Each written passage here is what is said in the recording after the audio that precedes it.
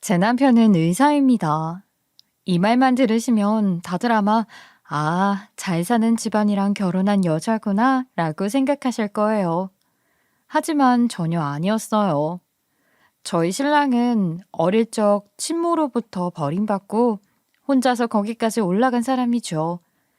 제 남편 기억으로는 어릴 적부터 부모님 사이가 그렇게 좋지는 않았다고 했어요. 어릴 때라 부부 사이에 어떤 일이 있는지 속속들이 남편이 알 수는 없었어요. 그렇지만 눈치는 있으니 부모 사이가 좋지 않은 이유가 자기 엄마의 외도 때문이라는 것 정도는 눈치채고 있었다고 해요. 이런저런 일들이 좀 있었다고 했거든요. 그런데 엎친 데 덮친 격이라고 하죠. 남편이 중학생으로 올라가던 시절 아버지께서 갑상선암 말기 선고를 받으셨다고 해요. 그래서 갑자기 시한부 선고를 받으시고 한 달을 채 못 넘기시고 돌아가셨다고 하더라고요. 그 뒤로 엄마였던 사람은 남겨진 아빠의 재산을 거의 모조리 다 상속받았다고 해요. 남편 앞으로 남겨진 건 아빠가 아내 모르게 남겨두었던 통장 하나뿐이었다고 했고요. 엄마란 작자가 그 통장의 존재까지는 몰라서 건드리지 않았다고 하더군요. 엄마라는 사람은 남편이 고등학교 2학년이 될 때까지는 함께 같은 집에서 살았다고 했어요. 정말 한 집에서 같이 사는 수준이었어. 엄마가 나를 위해 뭔가를 해준다거나 밥을 차려준다거나 그런 거 하나 없었거든. 생각해보면 그때 나를 챙겨줄 것도 아닌데 굳이 한 집에서 왜 같이 살았던 건지 싶어. 뭐 얼마 안 가 짐을 싸들고 도망가 버렸지만 놀랍지도 않았어. 지금까지 안 그러고 같이 있었던 게 이상했으니까. 남편이 2학년을 마칠 무렵 엄마는 남편에게 어떠한 말도 없이 짐을 싸들고 사라졌다고 했어요. 형제 하나 없이 3대 독자로 태어났던 남편은 아버지가 돌아가신 뒤 친가 쪽 사람들이나 외가 쪽 사람들 중 그 누구의 보살핌도 없이 홀로 앞가림을 해야 했다고 했어요. 그나마 다행이었던 건 총명한 머리가 아빠를 닮아 공부를 제법 잘했다고 했죠. 우리 아버지가 똑똑하셨어. 중학교 때까지 아빠가 내 공부 직접 가르쳐 주셨고 학원 한 번 다닌 적 없으니까. 아빠도 내가 늘 자기를 닮아 생각하는 게 비슷하다고 좋아하셨던 기억이 나. 엄마는 버리고 갔지 아빠도 없지. 이제 내 삶은 내가 알아서 챙겨야 하는 거야. 18살에. 근데 수능 앞두고 있는데 여기서 무너졌다간 내 인생 정말 손 쓸 수도 없이 바닥으로 떨어지겠다 싶어서 너무 무섭더라고. 당신 똑똑한 거 잘 알지. 내가 고등학교 때 당신을 그렇게 쫓아다니고 옆에서 공부하는 걸 지겹게 쳐다봤잖아. 당신 덕분에 내 성적도 많이 올랐지 뭐. 그때 여보 나 진짜 귀찮게 따라다녔어. 진짜 처음에는 이상한 애인 줄 알았다니까. 나중에는 정말 집요한 애구나 했지. 그러다가 나중에 얘는 뭘 해도 될 애구나 싶어서 받아준 거야. 팔불출 같지만 우리 남편 인상 참 좋아요. 잘생겼거든요. 고등학교 때 따라다니던 여자친구들도 많았죠. 물론 그 중에서 제가 제일 열심히 따라다녔어요. 남편은 공부한다며 거들떠도 봐주지 않았고요. 그래서 제가 공부 핑계를 대며 남편을 저희 집으로 맨날 끌고 가다시피 했어요. 그래서 내가 맨날 하교할 때 당신 기다렸다가 우리 집으로 같이 가자고 졸졸 쫓아다녔잖아. 당신 처음에는 무시하더니 그렇게 한 2주 되니까 짜증내면서도 같이 가줬던 거 기억나? 아유, 당연하지. 당신 정말 정말 집요했어. 그래서 내가 그랬잖아. 진짜 집에 같이 가주기만 하면 나 귀찮게 안 하고 공부하게 놔둬줄 거냐고. 그랬더니 당신이 약속했잖아. 공부하게 가만히 놔둬준다고. 그때 나는 공부 말고는 할 게 없었어. 학교 친구들 어차피 대학교 가고 나면 다 연락 끊길 인연들이니까 쓸모없다고 생각했거든. 처음에는 남편도 절대 곁을 내어주지 않았어요. 저랑 같이 집에 가기도 싫어했어요. 그래도 우리 집에 같이 가주기만 하면 귀찮게 안 하고 정말 공부만 하게 내버려 두겠다는 약속을 하고 나니 그 뒤로는 곧잘 저희 집으로 같이 가주더라고요. 그렇게 꼬박 2년을 저희 집에서 같이 공부하는 시간을 가지게 됐죠. 남편 덕분에 제 성적도 많이 올라갔고 부모님께서는 당연히 그런 남편을 무척 예뻐했어요. 남편도 그러다 보니 차츰차츰 저희 가족에게도 마음을 열었고 나중에는 집안 사정까지도 털어놓았죠. 자초지종을 듣고 난 저희 부모님 눈에 남편이 얼마나 기특해 보였겠어요? 심지어 의대 진학을 앞두고 있었을 때였거든요. 저희 부모님께서는 의대 다니던 시절 내내 남편 밥도 해 먹이시고 용돈도 쥐어주며 거의 친아들 대하듯 챙겨주었어요. 남편도 말이 좀 없어서 그렇지 공부도 잘하고 예의 바르고 싹싹해서 고등학교 때부터 선생님들까지 전부 예뻐했던 학생이었고 그러다 보니 저희 부모님이 예뻐하시는 것도 이상할 것 하나 없었죠. 저희 아버지는 남편이 의대를 다니며 행여나 학비 문제로 중도의 의사 되기를 포기할까 걱정되어 경제적으로 도움까지 주며 남편 뒷바라지를 자처했어요. 그 시절쯤 남편과 제가 드디어 본격적으로 연애를 시작했죠. 제가 그렇게나 따라다녔던 보람이 있었던 거예요. 의대 과정을 모두 마친 남편에게 정식으로 프로포즈까지 받고 결혼을 앞두고 있을 때 그때서야 정말 열받는 사건이 하나 터집니다. 결혼 준비하면서도 싸운 적 한 번 없이 정말 마냥 행복하기만 하던 저희였거든요. 그런 저희 사이에 불청객이 하나 들이닥친 거죠. 바로 남편을 버리고 도망갔던 친모요. 와, 얼마 만에 마음 놓고 쉬는 휴무야. 오늘 영화 되게 재밌었다. 그치? 아무리 바빠도 이렇게 한 번씩 데이트하자. 좋아. 아, 집에 우유 다 떨어졌는데 우리 저기 마트 들러서 우유 하나만 사서 들어가자. 오래간만에 휴무였던 남편과 동네에서 간단히 데이트를 하고 돌아오던 길, 동네 길목에 있던 마트에 들어가려고 하는데 웬 모르는 중년의 여성분이 남편 이름을 부르더군요. 누군가 자기 이름을 부르니 무의식적으로 고개가 돌아갔던 남편은 표정이 이상했어요. 엄마? 하며 어정쩡하게 서 있더라고요. 아, 이게 무슨 상황이야? 버리고 갔던 친모가 갑자기 돌아왔다고? 하며 중년의 그 여자를 쳐다봤죠. 솔직히 도대체가 어떤 머리로 살면 자기 친자식을 그렇게 어릴 때 버리고 도망갈 수 있는지도 잘 모르겠지만 버리고 가놓고 뻔뻔하게 돌아오는 건 더더욱 이해를 할 수가 없었어요. 저라면 염치 없어서 쪽팔려서라도 절대 못 그럴 것 같아요. 사실 남편과 저 모두 이 동네에서 태어나고 자라 이사 한 번 없이 쭉 살아왔거든요. 그 동네에서 산 세월만 거의 30년이었어요. 그러다 보니 동네 터줏대감으로 계시는 할머님, 할아버님들과도 전부 일면식이 있었죠. 남편의 친모가 남편을 찾아온 것도 이상할 건 없었어요. 다만 살던 집은 사라졌으니 동네 토박이로 계신 분들께 물어물어 동네 사람들이면 누구나 한 번씩 꼭 들으는 그 마트 주변을 어슬렁거리고 있었던 것 같아요. 남편을 마주치기만 기다리면서요. 그건 둘째치고 아까도 말했지만 남편이 아무리 어렸어도 부모님 사이가 왜 안 좋았는지 대충은 기억하고 짐작하고 있다고 했잖아요. 그 이유가 친어머니의 행실 때문이었다고 해요. 남편이 학교 마치고 돌아오면 엄마가 집에 없는 날 반, 집에 있는 날 반이었다고 했거든요.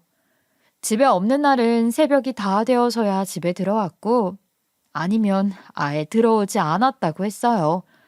그나마 집에 있던 날은 열의 아홉 모르는 아저씨들과 함께 있었고요. 진영이 왔니? 여기 엄마 친구야. 인사해. 자기, 저기 내 아들. 나 닮아서 잘생겼지?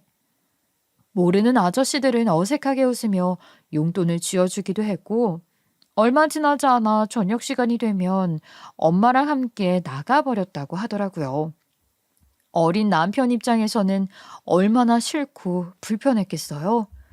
그래서 제가 그렇게 귀찮게 따라다니면서 우리 집에 가자고 꼬드겼을 때 못 이기는 척 순순히 따라와 줬던 거예요. 그런데 이 친모라는 사람이 갑자기 나타나더니 말도 안 되는 거짓말을 하더군요. 진영아, 엄마 많이 원망했지. 그런데 네가 어릴 때라 기억이 흐릿하고 확실치 않을 거야. 엄마, 네 아버지가 너무 무서워서 어쩔 수 없었어. 네 아버지 너한테는 잘했는지 몰라도 남편으로서는 꽝이었어. 아니었다고. 네가 아주 어릴 때 네 아빠 생활비도 안 주고 술도 잘 마시고 술만 마시면 눈이 휘가닥 돌아 집에 오면 온갖 물건들 내던져 부수고 내가 거기서 너 지키려고 얼마나 했었는데 기억 하나도 안 나지? 나라고 좋아서 너 버리고 갔겠니? 내 배 아파 낳은 자식인데 기억 안 날 거야. 네가 하도 어릴 때 일이니까. 그런데 남편이 시어머니의 말을 믿는 듯했어요. 그런 남편을 보며 제가 오히려 뭔가 더 이상하다고 느꼈죠. 왜냐하면 남편은 술을 한 모금도 입에 못 대요. 주변에 술 안 받는 사람 한 명쯤 보신 분들은 아실 거예요. 정말 소주 한 잔만 마셔도 몸 전체가 시뻘개져서 숨도 헐떡거리고 심장도 터질 듯이 뛰는 그런 사람이 저희 남편이었거든요. 그리고 그게 자기 아빠 닮은 거라는 말을 자주 했어요. 그래서 어릴 적부터 본인 아버지 취하신 모습은 단 한 번도 못 봤다고 이야기해 줬었어요. 어릴 때 딱 하나 기억나는 게 우리 아빠 그때 취한 거 한 번 봤어. 친척들이랑 모였던 거 같은데 명절이나 식당을 가도 아버지는 탄산음료나 물 드셨지 술은 한 잔도 안 드셨어. 어쩌다 한 번 외식하셨던 날인 것 같은데 그날 아빠가 회사 사람한테 거의 업혀오다시피 집에 오셨거든?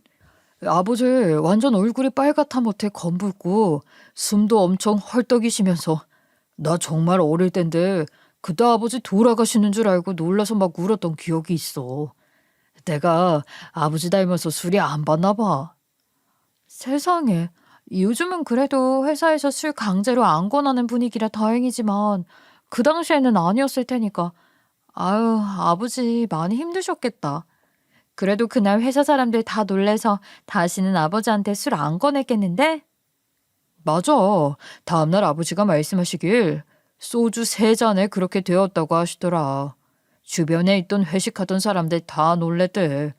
그래서 그날 이후로는 회식하더라도 술 취해 오신 적이 없어. 그런 기억을 남편이 생생하게 가지고 있는데 당연히 남편의 친모가 하는 말은 명백한 거짓말이었죠. 술도 한 잔 못하던 시아버님께서 어떻게 술을 마셨으며 취해서 주폭을 일삼겠어요. 그리고 설령 남편이 그런 사람이라면 오히려 남편이 세상을 떠난 뒤에는 더 이상 도망갈 이유가 없지 않나요? 이상한 점 투성이어서 저도 의심이 가는 정도였는데 남편이 끄덕끄덕하며 친모의 손을 꼭 잡는 게 아니겠어요? 그랬구나. 저는 몰랐어요. 엄마 많이 힘드셨겠어요. 전 정말 어릴 때라 기억이 하나 나지 않네요. 괜찮아요. 이제라도 돌아오셨으니 되었어요. 저 의사 된 이야기는 들으셨죠? 이제 제가 모실게요. 아무 걱정 마시고 지금 사시는 거 전부 정리하고 오세요. 저는 남편의 갑작스러운 결단에 정말 놀라서 남편을 땡그란 눈으로 쳐다보았어요. 이렇게까지 갑자기 돌변해서 자기를 버리고 갔던 친엄마를 데려와 같이 살겠다고? 이렇게까지 친엄마의 정을 그리워하던 사람도 아닌데 갑자기 왜 이러는 건지 남편이 나 모르게 친어머니를 지독하게 그리워하면서 숨기고 있기라도 했던 건지 머릿속이 엄청 복잡했어요. 예, 그나저나 너 의사 됐다면서. 그래, 어쩜 그렇게 잘 컸니? 글쎄 너 예전에 지영이 이모 생각나? 엄마 친구 말이야. 아휴, 넌 생각 안 나겠지? 얼마 전에 네 병원서 진료받았다더라고. 글쎄 내 아들인 것 같다고 나한테 연락을 했지 뭐야? 자기가 진료받을 때는 생각이 안 나서 아는 체를 못했는데 약 받고 나오면서 기억이 났다고. 불이 나게 나한테 전화를 했잖아 글쎄.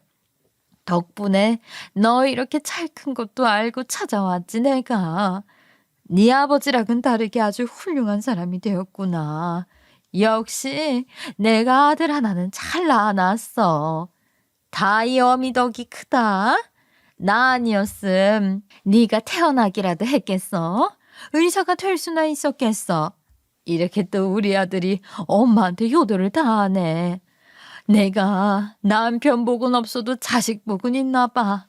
아이 잘 컸다 정말. 잘 컸어. 그래 병원은 잘 되고.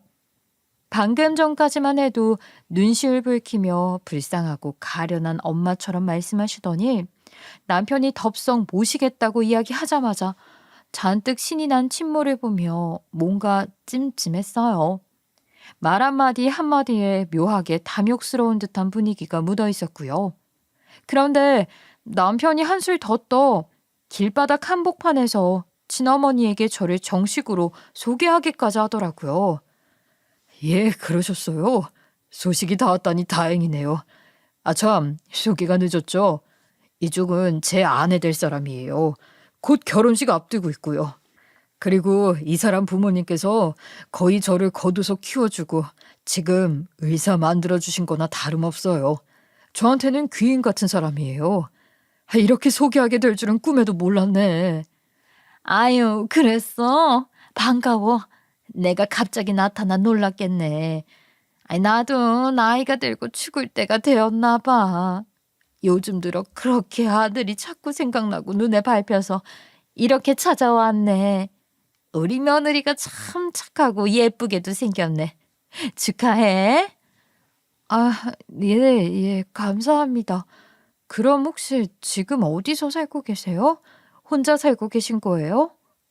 저는 그쯤 되니 생각하기를 포기하게 되더라고요. 어리 빠져서 대충 어버버 하며 인사를 하고 맞장구를 쳐주고 있었어요.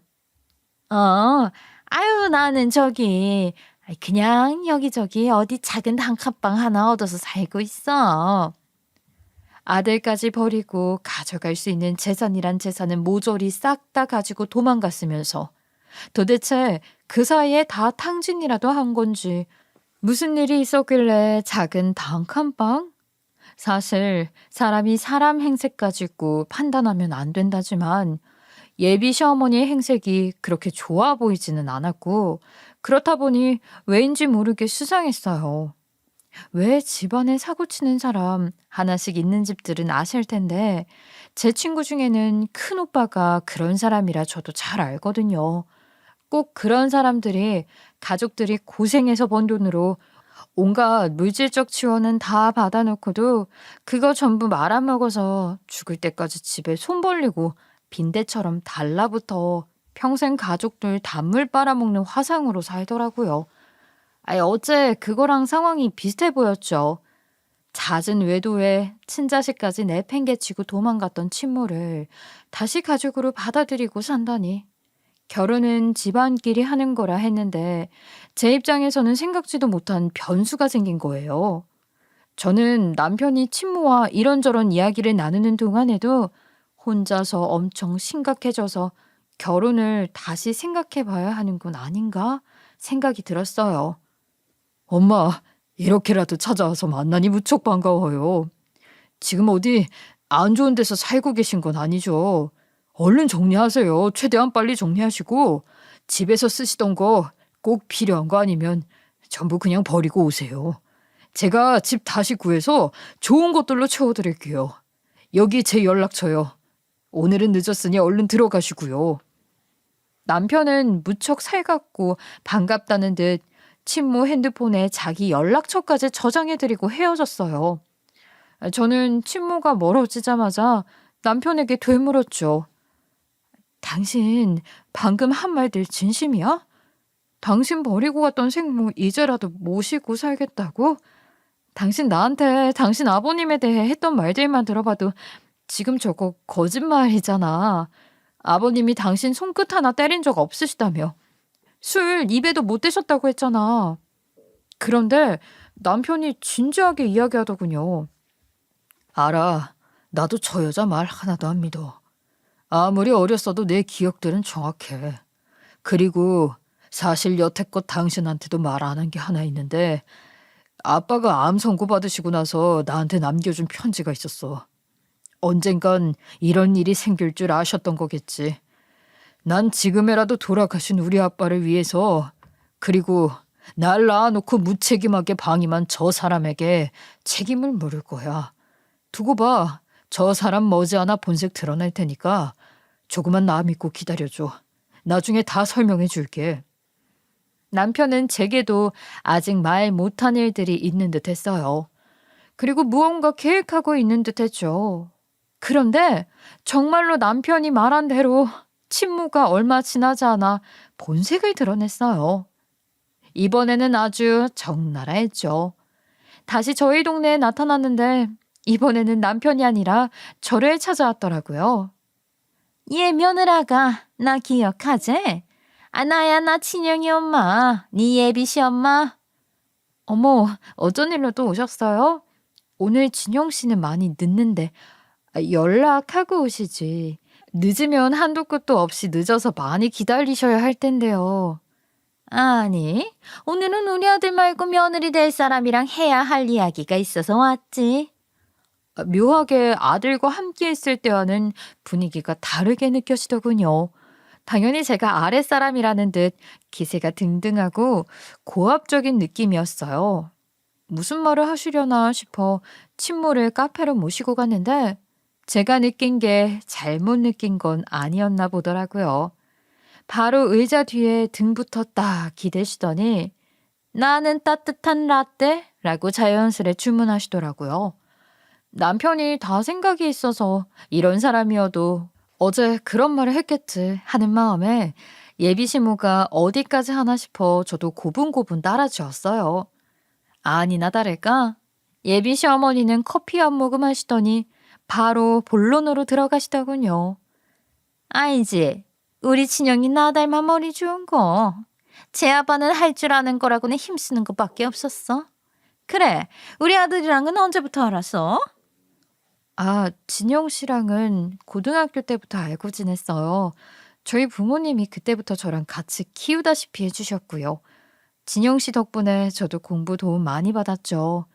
그래서 저희 부모님이 그거 고맙다고 진영 씨 대학교 학비도 대주고 그러다 결혼까지 하게 됐네요. 사실 제가 이렇게 이야기하면 제일 먼저 고맙다는 말이 나와야 정상 아닌가요? 자기가 버리고 간 아들을 우리 부모님이 고등학생 때부터 대학생 때까지 건사해 주었는데 말이에요. 당연 친모가 찾아올 줄도 몰랐고 저희 집이 의사 직업을 대단히 중하게 생각해 남편 덕 볼 생각으로 그런 것도 아니었지만 사람이 돌이라는 게 있잖아요. 당연히 감사 인사가 나와야 하는데 예비 시모는 전혀 아니었어요. 오히려 열쇠 3개 같은 소리를 하며 더한 걸 요구하기 시작했죠. 아, 그래? 아이고, 어떤 집 자식이랑 결혼하는 건가 했는데. 아, 그래도 아주 없는 집안은 아닌가 보네. 예, 그래도 알지? 모르려나? 원래 의사랑 결혼하려면 열쇠 3개가 필요하다는 말이 있어. 젊은 사람들은 모를 수 있는데 집, 건물, 자동차 요거 3가지는 며느리 쪽에서 준비해야 할 수 있는 거야. 어이가 없었습니다. 아, 열쇠 3개라니 그게 언제적 말인데요. 요즘 같은 시대에 제일 이상적인 배우자 직업은 더 이상 의사가 아니라 공무원 교사거든요. 예비 시모는 아직도 지금이 70년대, 80년대인 줄 아는 것 같았고 드디어 남편이 말했던 이 여자의 본색이 이제야 드러내는구나. 역시 듣던 대로구나 싶어 가만히 듣고 있었어요. 신나서 막 떠들어대는데 정말 사람이 이렇게까지 없어 보이고 천박해 보일 수도 있구나라는 걸 절로 실감하고 있었죠.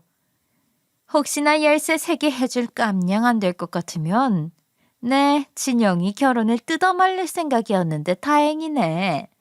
근데 나라고 옛날 시어미들처럼 며느리인 너보고 나 모시라고 할 생각 없어. 진영이가 아무래도 내 집 구해줄 생각인가 본데 차 하나값 대신 그 집에 가구 네가 혼수로 해오는 걸로 하자. 그럼 자동차 하나 정도 값은 뺄게. 집이랑 병원 낼 만한 건물 요 2개는 준비할 수 있겠지? 그거 안 되면 결혼 다시 생각하고 난 허락 못하니까. 참나. 자기가 뭔데 허락을 한다 만다는지. 남편 의도도 모른 채 그저 남편이 자기 모시고 산다고 했더니 자식 버리고 갔던 죄는 까맣게 잊은 듯 했어요. 그리고 애초에 신혼집은 우리 부모님이 해주시기로 했었어요. 노후에 쓸까 하고 모아둔 적금이었는데 그래도 자식 같은 마음에 조금이라도 더 좋은 데서 살라고 적금을 깨서 마련해 주시기로 한 거였거든요. 걱정 마세요. 저희 부모님 안 그래도 신혼집은 마련해 주시기로 했어요. 그리고 건물은 저도 자세히 모르지만요. 그 말씀하시려고 찾아오신 거예요? 어머 얘 꼬레집 하나? 그거 하나 해준다고 기고만장한 건 아니지. 너 아직 열쇠 1개야. 그것밖에 못 가지고 온다면 내가 생각을 좀 해봐야겠다. 우리 아들이 자그마치 의사야 의사. 너 말고도 선볼 여자들 줄을 선다고. 안 되겠다. 내가 원래는 열쇠 2개만 받으려고 했는데 너 말하는 꼴이 너무 괘씸해서 3개 다 받아야겠어. 3개 다 안 가지고 오면 이 결혼은 찬성 못하니 그렇게 알아. 내 아들이야. 내 뱃속으로 낳은 내 아들. 진혁이한테 이 결혼하지 말라고 하면 내 말에 다 넘어오니까 각오하는 게 좋을 거다. 너 그날 봤지? 보자마자 이 엄마 손 꼭 잡으면서 울먹거리던 거. 내가 이런 소리 했다고 행여나 친영이한테 허튼 소리 했다만 봐. 그럼 친영이가 누구 말을 믿겠니? 남이 너겠니? 당연히 이 엄마겠지. 별말도 하지 않았는데 혼자 온갖 열불을 내고는 제가 반박할 틈도 없이 제 할 말만 하시고는 횡하니 떠나시는 예비시모를 보고 있으니 진짜로 어이가 없었어요. 저는 당연히 이날 있었던 일을 남편에게 바로 이야기했어요. 당신 친엄마 오늘 나한테 열쇠 3개 받아야겠대. 거기다 본인 집 당신이 해줄 것 같은데 거기 가구를 내가 해오라시더라.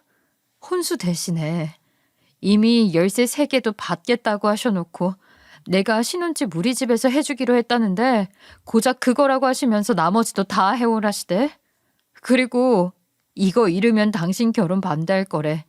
그럼 당신이 자기 말은 무조건 듣는다고 나보고 머리 쓰지 말라고 하시더라. 내 그럴 줄 알았어. 고등학교 때 나 버리고 간 거 그거 왜인지 나는 알아. 학비 때문이었을 거야.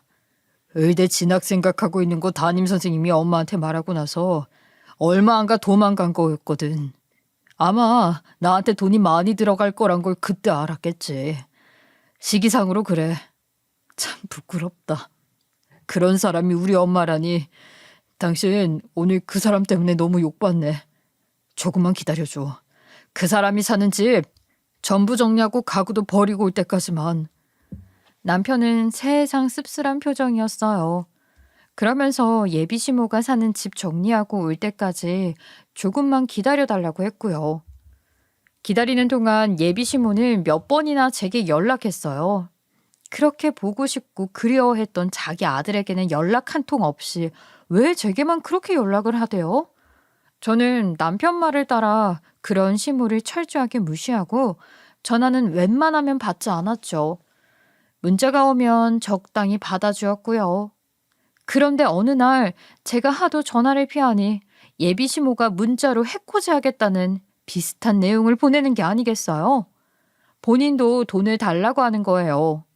무슨 명목인지 모르겠지만요.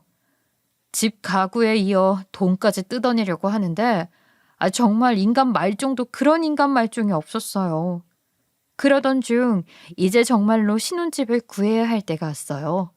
우리 부부는 평생을 나고 자라왔던 동네를 떠나 처음으로 다른 지역의 삶의 터전을 잡아보기로 했죠.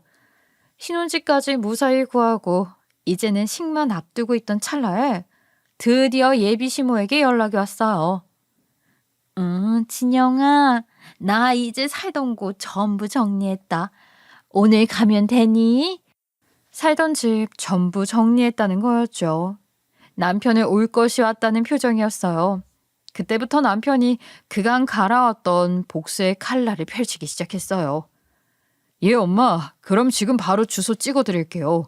저희 신혼집인데 일단 여기서 봬요. 도착한 시모는 눈을 부라리며 현관으로 들어왔어요. 어디 한번 얼마나 좋은 신혼집을 얻어줬는지 한번 봐보자 하는 듯 저를 벼르는 눈빛으로 바라봤죠.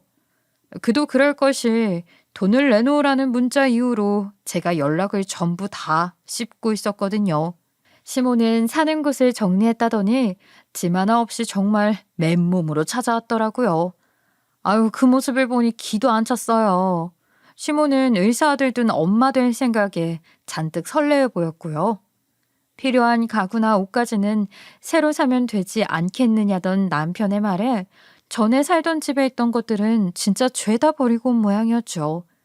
그런 시모를 쓱 한번 훑어보던 남편이 식탁에 앉아 서류 몇 개를 꺼냈어요.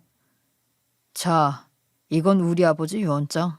그리고 이건 이 사람 부모님께서 저 걷어 먹여주고 키워주시면서 그동안 들어간 비용이에요.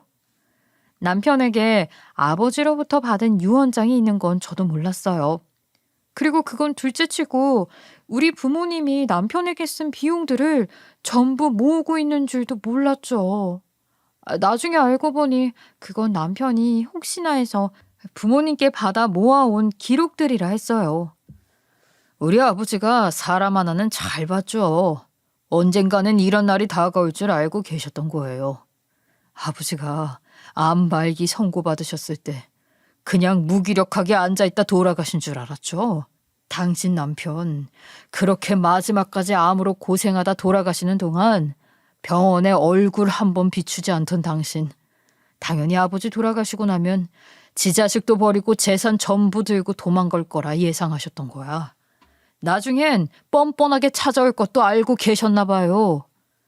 남편이 건네준 유언장의 내용은 희한했어요. 단순히 재산을 누군가에게 남긴다는 내용이 아니었거든요. 재산의 60%는 아내에게 넘기는데 조건이 하나 있었어요. 아들을 계속해서 책임지고 양육해야 한다는 조건이었죠. 그 조건을 어길 경우 아내 몫으로 남긴 재산까지 전부 아들에게 넘기겠다는 내용이었어요. 유언장을 어떻게 받았나 했더니 시어머니 모르게 남편 몫으로 남겨둔 적금 통장이 있었죠. 그 은행에 부탁해두었다고 하더라고요. 그래서 남편이 은행에 통장을 찾으러 갔을 때 유언장도 함께 전달받았던 거였어요. 시아버지가 돌아가시기 전 얼마나 골머리를 앓으셨을지 보기만 해도 안타까웠죠. 혹시나 남편에게 재산을 모두 남긴다고 유언했다가 교활한 시모가 유언장을 알게 되면 자기 아들에게 무슨 짓을 할지 모르니 걱정이 많으셨던 거죠. 애초에 아내에게 많은 재산을 남긴 것처럼 유언장을 적어두고 그런 조건을 걸어두어 어떻게 해서든 아들을 지키고 싶었던 것 같았어요. 무엇보다 예비 시어머니가 외도하며 아이를 버리고 갔다가 다시 돌아올 경우 이를 증명하기도 쉬우니 지금처럼 시어머니가 뻔뻔하게 다시 나타났을 때는 고소까지도 힘들이지 않고 쉽게 할 수 있었죠. 이런 것까지 전부 생각해두고 만든 유언장 같았어요. 돌아가신 시아버님께서는 몇 수 앞을 내다보고 계셨던 거예요. 엄마, 우리 아버지한테 참 못할 짓 많이 했어. 그렇지? 그러니까 이런 유언장 남기시면서 엄마한테는 한 번을 안 보여줬겠지. 보여요? 양육에 대한 의무를 다 하지 않을 경우 엄마에게 남는 재산은 단 1원도 없다는 거. 그런데 엄마 정말 깡그리 긁어 모아 도망갔잖아. 근데 다 어쨌어요? 그 돈으로 뭘 했길래 이런 몰골로 다시 돌아왔어? 예비 시어머니는 당황했어요. 자기도 몰랐던 남편의 유언장에 일단 충격을 받은 듯했어요. 얼마 전까지만 해도 저를 만나 열쇠 3개의 이야기를 하며 유세 떨던 그 모습은 온데간데 없었죠.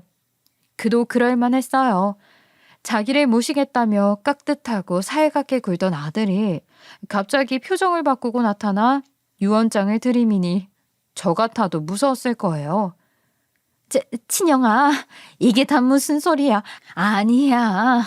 네가 어려서 기억을 잘 못하고 있는 거야. 내가 네 아빠한테 네 아빠가 얼마나 난폭하고 무섭고 까딱하면 손을 올리던 사람이었는데 네가 너무 어려서 기억 못하는 거야. 네 얼굴만 봐도 그 인간이 생각나서 널 보고 있을 수가 없었어. 그게 그렇게 잘못이니? 나도 일단 살아야지. 안 그랬다가 너까지 미워하게 될 것 같아서 얼마나 무섭고 괴로웠는데. 그래요?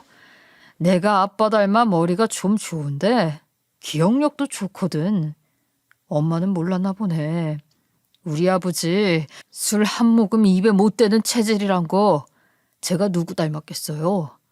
그래요.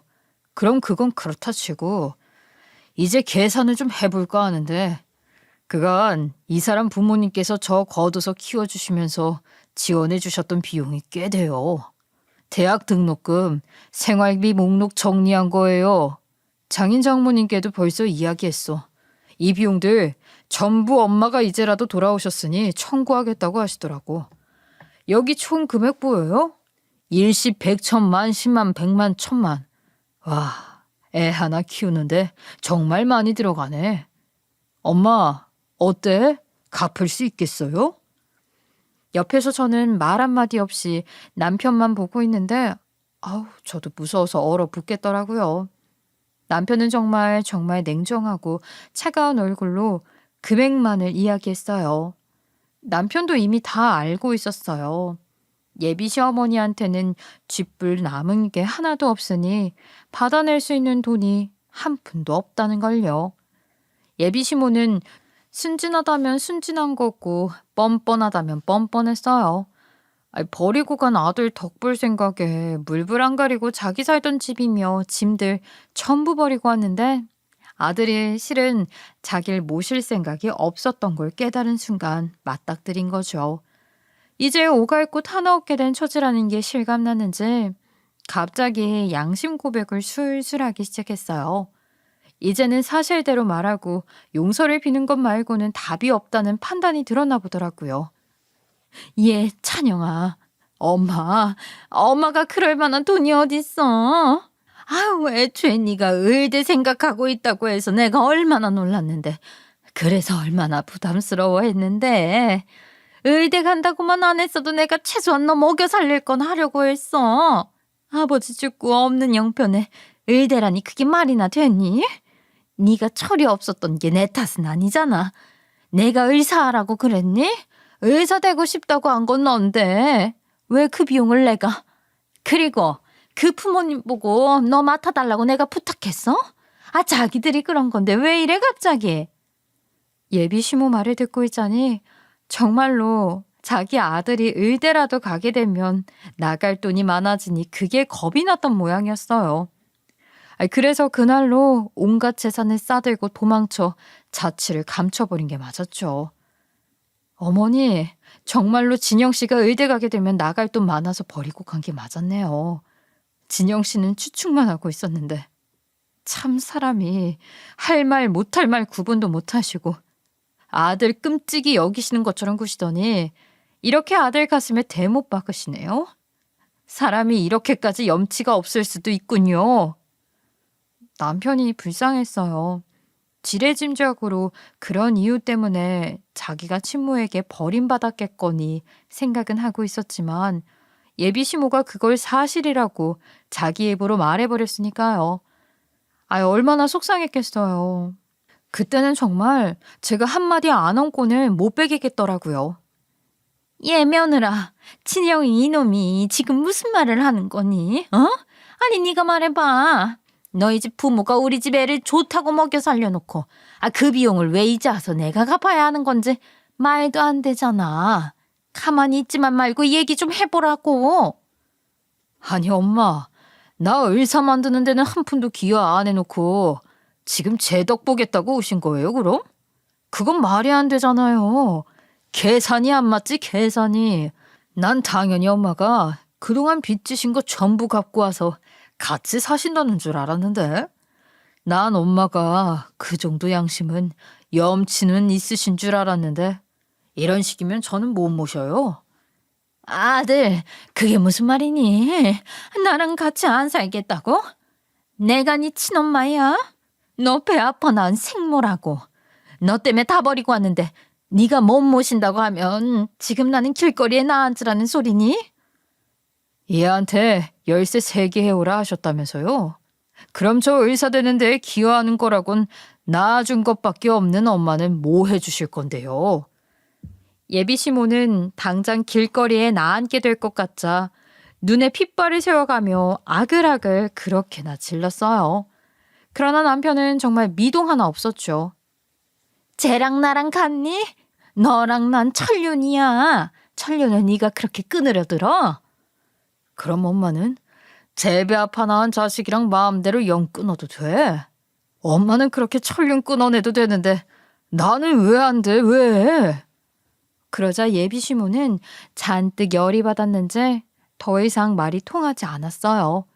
완전히 미쳐서 온갖 입에 담지도 못할 가족들에 대한 저주를 퍼부으며 길길이 날뛰었죠.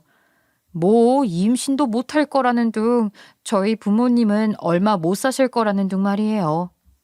그런 말들을 내뱉은 것들이 전부 업보가 되어 자기한테 돌아올 텐데 지금 당하고 있는 이 순간도 결국 자기 자식 버리고 도망쳤던 것에 대한 업보인 건데 그런 것도 모르고 또 똑같은 죄를 짓고 있는 게 참으로 아이러니하더라고요. 2번 다시는 우리 앞에 나타나지 말라고 똑똑히 알려주려고 오늘 이 자리 만든 거예요. 사람이 염치라는 게 있었으면 이런 꼴 안 당했지. 평생 외도하면서 우리 아버지 속 썩여 결국은 암으로 세상 떠나게 만들더니 본인은 여태껏 잘만 살고 있었던 거잖아. 어차피 더 이상 남은 것도 없는 당신한테 돈 받을 수 있을 거라고 생각 안 했어. 그렇지만 한 번만 나나 이 사람, 아니 이 동네에 나타나면 그때는 정식으로 고소할 거야. 뭐 고소? 너 지금 이 엄마를 고소하겠다는 거냐? 아유, 어떻게 그런 짓을. 증거도 차고 넘쳐 못할 것도 없지. 유언장으로 아버지 재산 마음대로 훔쳐간 것부터 해서 이 양육 비용까지 전부 다 뱉어내게 만들 거야. 뱉어낼 형편이 안 되면 뭐 감옥행이시겠죠. 그 연세에 감옥 버틸 수 있으시겠어요? 내가 하는 말들 허투루 듣지 말아요. 제 자식은 쓰레기처럼 갖다 버려놓고 잘 알지도 못하는 남자 좋다고 떠나서 우리 아버지 재산으로 그동안 놀 만큼 놀았을 거 아니야. 거기까지예요. 내가 이뤄낸 것들에 엄마는 숟가락 하나 못 얹어. 이건 내가 우리 아내랑 장인 장모님 덕으로 이뤄낸 것들이고 은혜 갚아야 할 사람들한테만 갚는 거니까. 눈독 들이지 마. 나가요 이제.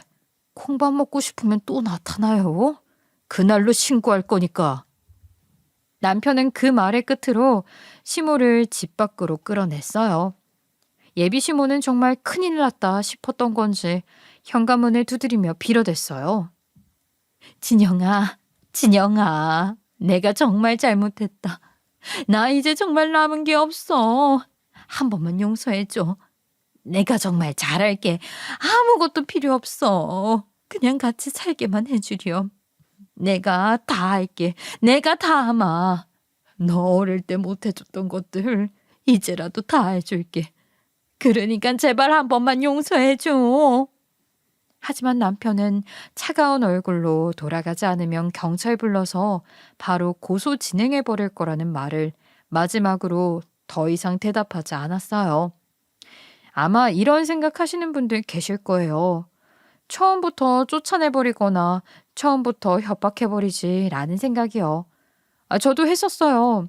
그런데 남편은 홀로 남겨져 자기 주변에 남은 것 하나 없던 시절 그 외로움과 두려움을 그 사람에게도 느껴보게 하고 싶었다고 했어요.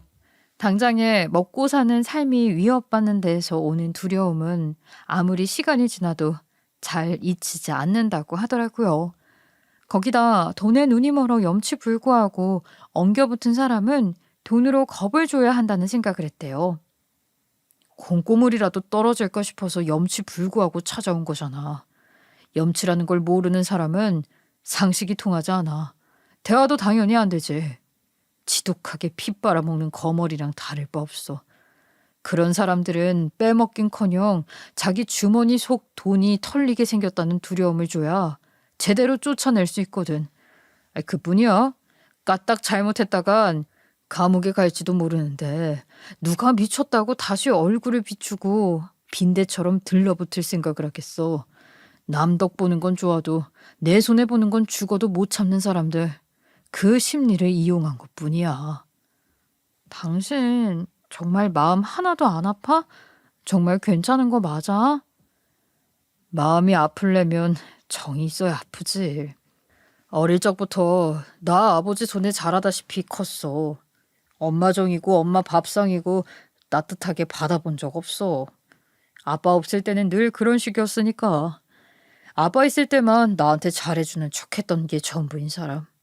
나한테는 그 이상도 이하도 아니야. 아플 가슴이 어디 있겠어? 나한테 부모님은 당신네 어머님 아버님 그리고 돌아가신 우리 아버지뿐이야. 이제 우리 앞길 가로막는 방해물은 없을 거야. 그동안 고생했어. 나 믿어줘서 고맙고 여기까지 함께 와줘서 고마워. 다행히 그 뒤로 시모는 정말 더 이상 나타나지 않았어요.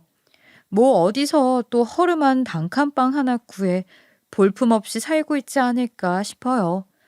핏덩이 같은 자식 버리고 배우자로서의 도리도 저버렸던 사람의 말로라고 생각하면 이제 와서 벌 받는구나 생각해요.